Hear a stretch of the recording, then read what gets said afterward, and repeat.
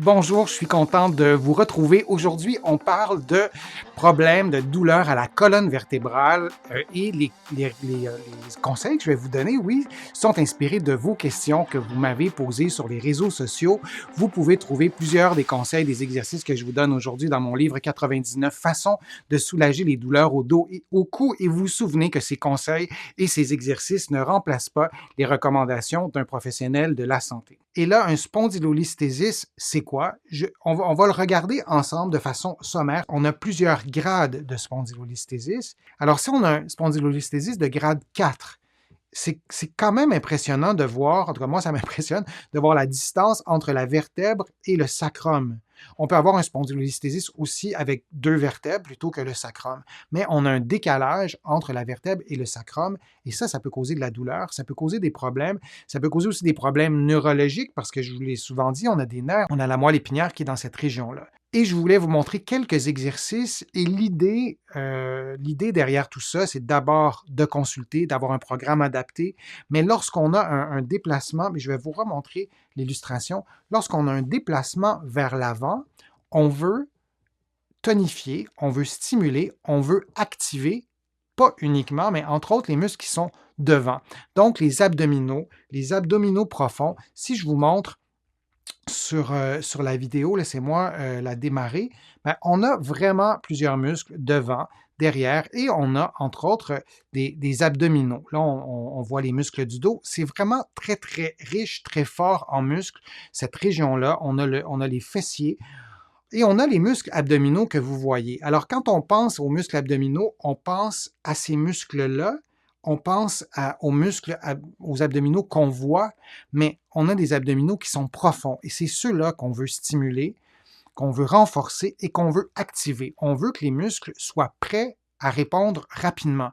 La rapidité de réponse d'un muscle ou l'activation d'un muscle, pour simplifier un petit peu, ben, c'est un critère important. On ne veut pas seulement des muscles forts, comme les muscles que je viens de vous montrer, super développés, j'ai rien contre ça, mais on veut des muscles profonds, ceux qu'on ne voit pas, ceux dont l'hypertrophie ne change pas grand-chose parce qu'ils sont en profondeur pour ce qui est des repères visuels. On ne verra pas à l'œil que ces muscles-là sont hyper développés et ce n'est pas l'objectif. On veut que les muscles puissent réagir, se contracter rapidement. Je vous montre quelques exercices. Il y en aurait vraiment plusieurs. On pourrait faire une demi-heure d'exercice comme ça. Je vais vous montrer un exercice de pompe au mur. Je ne vous ai pas souvent montré cet exercice-là. Et l'idée, c'est de faire un exercice vraiment au ralenti.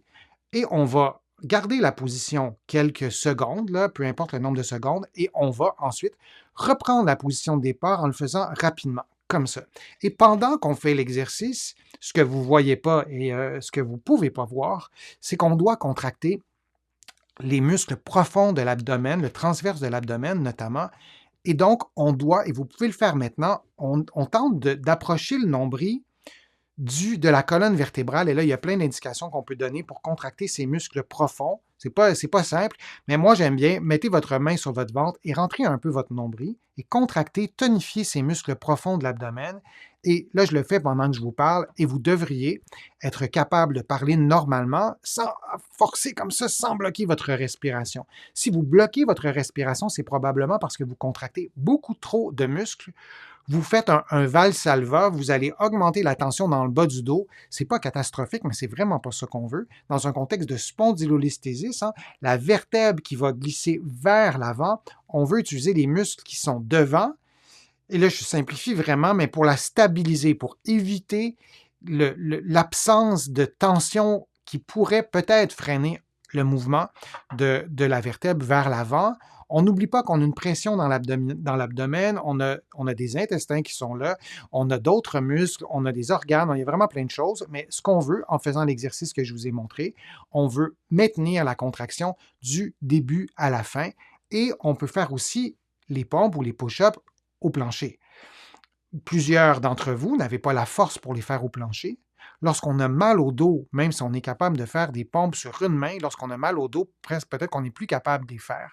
Mais c'est intéressant. Et l'autre élément aussi, de commencer au mur, même si vous êtes super forte ou super forte, Moi, j'ai traité des patients qui étaient très athlétiques. Lorsque je leur demandais de contracter le muscle transverse, donc ce muscle que vous contractez en rentrant votre nombril, en mettant votre main sur votre ventre et en sentant une contraction sans bloquer la respiration, bien, ces personnes super musclées, super sportives, ne parvenaient pas à isoler le transverse et parfois on n'avait pas une bonne contraction du transverse parce que leur processus, leur mécanisme, leurs automatismes de contraction, c'était de tout contracter. Ces personnes-là avaient beaucoup de force et elles contractaient tout, sauf le transverse qui n'était pas très bien contracté ou sinon pas de façon isolée.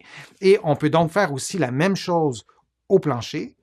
Et là, j'insiste, on contracte le transverse pendant ce temps-là, on ne bloque pas la respiration, on se concentre sur le mouvement et on maintient la position, que vous alliez plus bas, là c'est des demi-pompes, ou que vous alliez plus près du sol au moins, et ensuite on remonte rapidement et on maintient toujours cette contraction en respirant librement. Donc c'est une façon de le faire. Et une autre façon aussi de travailler les abdominaux, j'aime bien cet exercice-là.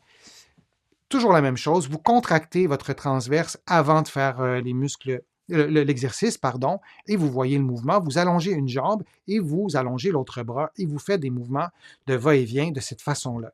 Et durant tout l'exercice, vous contractez le transverse.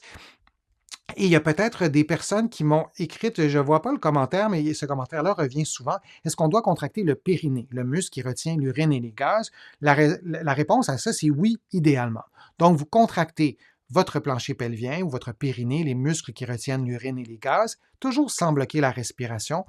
Vous ajoutez la contraction du transverse et ensuite vous faites le mouvement que vous voyez à l'écran. Donc oui, on peut ajouter la contraction du périnée ou du plancher pelvien, mais si c'est trop compliqué en le sens, si vous n'y parvenez pas parce que ça devient trop complexe à faire, concentrez-vous sur votre transverse en premier. Vous pourrez rajouter la contraction du périnée. Et un dernier exercice que je vous montre, je vais vous le montrer agrandi comme ça, c'est presque l'exercice inverse que ce que je viens de vous présenter. Vous allez vous placer à quatre pattes. Quatre pattes, vous allez lever un bras et lever la jambe opposée. Vous maintenez une seconde, toujours en ayant préalablement contracté le muscle transverse et vous revenez à la position de départ et vous faites le mouvement de l'autre côté. Alors vous voyez, c'est des exercices qui sont assez simples. Il y en aurait d'autres. On veut avoir idéalement un programme adapté. Je sais que plusieurs d'entre vous, vous n'avez pas accès à des professionnels de la réadaptation et je pense que c'est intéressant d'avoir des conseils de base pour pouvoir prendre soin de vous. Vous augmentez l'intensité aussi. Quand je vous dis, vous devez adapter les exercices, vous devez adapter le niveau d'exercice lorsqu'il est trop élevé. Et lorsqu'il est trop bas, vous devez aussi l'augmenter un peu pour sentir un effort musculaire, ou parfois c'est un effort de concentration. Parfois, c'est difficile de contracter le transverse. C'est pas si forçant, mais c'est complexe pour le cerveau. Ça fait partie aussi de la difficulté de l'effort. Et si vous avez l'impression que ça fait rien, qu'il n'y a rien qui est stimulé, vous augmentez un peu le niveau de difficulté. Je vous remercie d'avoir été là. J'espère que les conseils ou les exercices ou les suggestions d'exercices vous ont été utiles.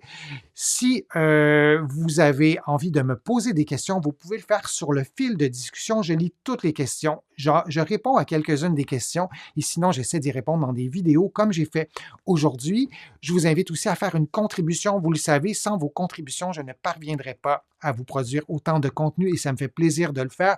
Vous pouvez faire une contribution directement sur YouTube en cliquant sur le petit cœur j'aime. Vous pouvez aussi le faire sur mon site web, le www.denisfortier.ca. Vous allez voir, c'est simple, vous cliquez sur contribution et vous allez pouvoir aussi sur mon site web vous abonner à l'infolettre. Vous allez trouver aussi beaucoup d'informations dans mes livres que vous allez trouver au Québec, mais aussi de l'autre côté de l'Atlantique, notamment mon livre qui s'intitule « 99 façons de soulager les douleurs au dos et au cou ». Et vous allez trouver aussi les autres de mes livres aussi avec d'autres renseignements, d'autres conseils. Et je vous invite à me faire part de vos lectures. Ça me fait toujours plaisir de recevoir vos commentaires. Alors, je vous dis à une prochaine fois et à un prochain direct, à une prochaine vidéo. À bientôt.